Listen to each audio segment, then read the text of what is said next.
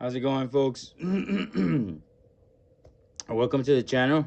If this is your first time, welcome. And if you're returning, welcome back. As usual, I'm reviewing a toy. I don't usually do reviews, but I think this one warrants it. I saw this about a month ago at Walmart. It just kind of popped up. And they have it online as well. So if you're interested in it after this review, by all means. It's only $20. It's a 164, and it says it's full function and fully proportional.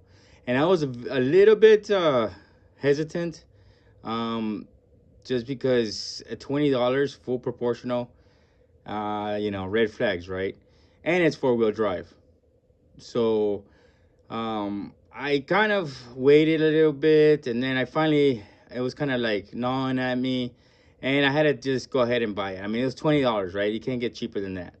And nowadays, you see the 164s, the 172 vehicles out there that are full proportional, and they're pretty awesome. Their price range is anywhere between $50 and $80, and that's because they've been lowering the price. They're starting to saturate the market, right?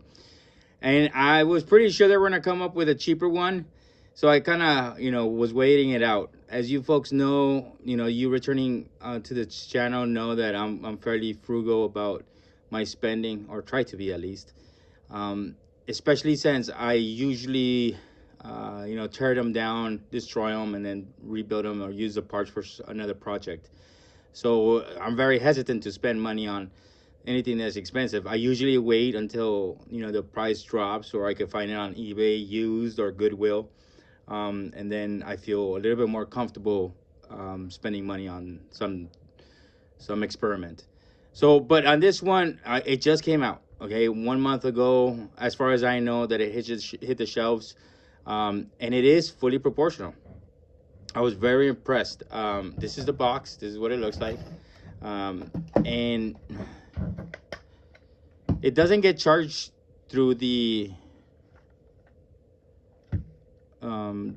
transmitter here, but it just holds it in place. Okay, so there's no connectors here. There is a USB cable that charges through this port right here, and then I think there's the whole storing it on top is pretty neat. I mean, that way you could just keep it in one spot, and it's not gonna get lost considering it's so small. It's fairly simple as far as charging it. There's an on-off button on the bottom, and then you just turn on the transmitter here, and then you're good to go. And as you can see,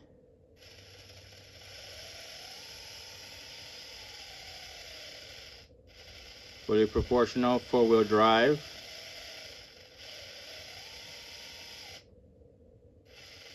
Reverse. The steering, it doesn't seem to too bad. The tires themselves, they're slick, so it's almost like a drift car. But the actual tires, you could actually slip off the top. I'm not too sure if they sell aftermarket like foamy tires, but I mean, you can see it's almost designed to do that. The design of this toy is fairly cool. One of the other cool features is the lights. So it only comes in this one color. At least I've only seen the 6 that were on the shelf on Walmart only came in this color.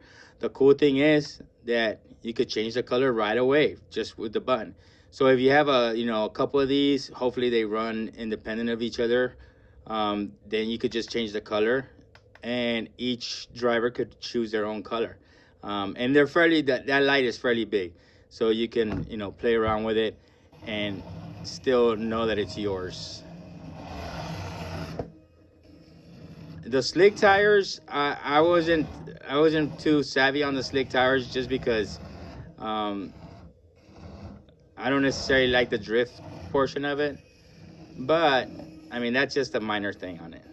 It doesn't have any kind of suspension, but that's okay. I mean, these are small, so I mean, it's not gonna be like an off-road vehicle. The ground clearance is very minimal. This surface here that you see, it has a little bit of texture.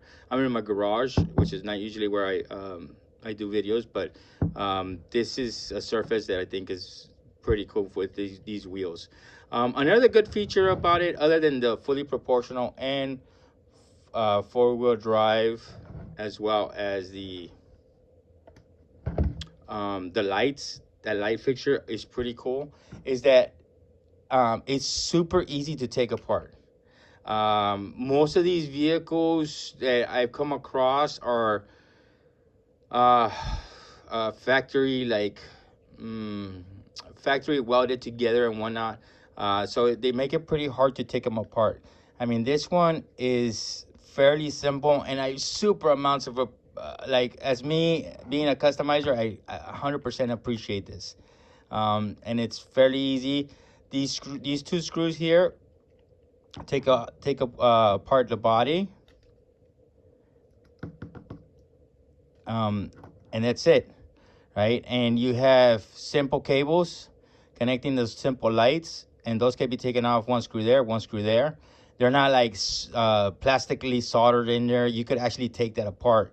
Another great thing is, not too sure if you could tell, there's two leads here and then two leads here for the motor in the back and the motor up front. The cables run across and connect to the motor. Now, a vehicle of this size, you might think, well, yeah, that's usually how you make an RC. You know, you just run these leads to the motors. But a vehicle this size, they usually solder the circuit board directly to the engine because they're so tight. How they manage that, you know, hey, that's just like, you know, how they build them. But that's how it usually works. They don't have these long leads. These long leads, as for me as a customizer, I love that because then I can cut it at, you know, halfway through. I can still use the motor here. I could use the motor there, and I could take this whole circuit board and put it on a different frame, on a different chassis, a little bit bigger chassis, or I don't think I can make it a smaller chassis, but I can modify it with other RC vehicles that might not be fully proportional. So if there's a small, I know that they made them. I think Airhogs used to make them. I think right now they're being made by another company, and they're being sold fairly cheap for about $20. It's like a dune buggy, and that one has actual shocks on it. It has actual suspension on the front and the back, and pretty good suspension considering it's so small. But I can take the circuit board, and all I gotta do is connect those two wires to the front, to the back, and to the front, you know, mechanics of that. And now I have a fully proportional vehicle that was not usually fully proportional. And that's what I appreciated about this. And it's simple. I mean, you're talking about screws here, right? I don't have to try to, you know, finesse this circuit board out. I don't have to try to, you know, these tiny leads allow me to work off the wires and not the circuit board. So, and working that small, at least for me, I'm not that technically savvy as far as soldering is concerned. I've ruined a lot of circuit boards when I try to connect a lead directly to the circuit board. And that's, you know, because my soldering kit doesn't necessarily have a fine tip on it. And I probably just don't have the skills. Because I usually end up mounting two circuits that aren't supposed to be together, and that usually causes a circuit break, or the circuit to go ahead and malfunction. So I really appreciate that. The lights, as you could tell, I mean, I could disconnect the lights here in order for me to work with the lights separately, and then whenever I get done with it, and I could connect them back. So they're compartmentalized here as well for those lights. I mean, this thing is just amazing. And for $20, fully proportional, four-wheel drive, fully proportional steering, and forward and reverse, you can't beat it. You absolutely 100% can't beat it.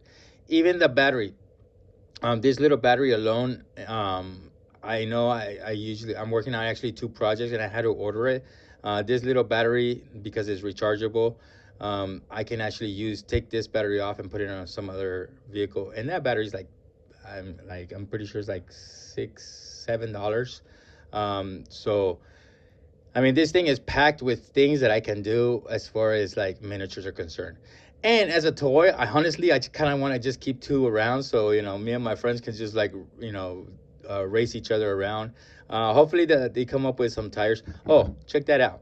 Even the tires have a screw in it, so I can actually take these tires off and use the rim and place other bigger tires or foamy tires using the rim. And if you folks haven't seen that, I can usually break this tire down all the way to the very bottom of the tire, and then go ahead and superimpose that on a different tire for a different vehicle. The awesome thing is that I forgot to mention too is that these tires work off of hex. That's a hex, right? So in sorry, there you go. That's a hex. So it's actually like technology is like from the big RCs, which is so cool. That is awesome. They're not just like shoved there, and that's not a metal rod. I can actually grind this wheel down all the way around. That way I'm only left with the hex and the screw, and then take that and then that little piece and then glue it onto a tire with an exposed outer rim that I can actually go ahead and superimpose that into that. I go through 1/18 scale and 1/12 scale how to build tires. That's basically what I would do with this tire. But that's a hex. I mean, I was pretty surprised when I saw that. And that they use screws and not just, friction, like a friction placement of that tire. So this whole thing can be broken down just with a screwdriver. So again, I mean, I am 100% like for this. Again, I don't usually do toy reviews, but this one definitely warrants it. And there's so much potential. I mean, the toy in itself is amazing, and there's so much potential for like customizing things. I've actually just finished uh, uh, a PBR, a patrol boat a river patrol boat from the Vietnam era. In Vietnam, just an RC. It's a 1/72 scale. It's about this big, and it's fully proportional. And the electronics that I used for that actually were from Plantronics. It's an old school, way above its time. Like back in the early 2000s, they came out with micros, and I used their electronics. And that back in the days cost me about, I think I got it cheap. It was like $80. And it was fully proportional. And the circuit board, I used it for the 1/72 scale PBR patrol boat, and it's pretty awesome. So yeah, now I'm kind of like moving towards the micro scales because I've been working for the 1/72 scale diorama for the GI Joe whole scale US Tyco sets. So I kind of want to make a big scene where it has a bunch of smaller GI Joe vehicles. So yeah, keep that in mind. I'm sorry I went on a tangent there, but that's for future stuff. And where I'm thinking of using these circuit boards in this vehicle. So if you folks come across it, hopefully this helped out a little bit. It beats the $50 vehicles that are out there right now. This is pretty good. I can't say it's better than the other ones because I haven't bought the other ones. I haven't, so there's nothing that I can compare it to. But this seems to be pretty cool, and for $20, can't beat it. I know I've said it like 20 times, but you really can't. You really can't. I mean, this is awesome. I'll probably pick up two more in the next coming months. Put it in my budget, and yeah. So hopefully it helps. Hopefully this review helped out, and keep an eye out for it. Hopefully you folks don't buy them up before I can.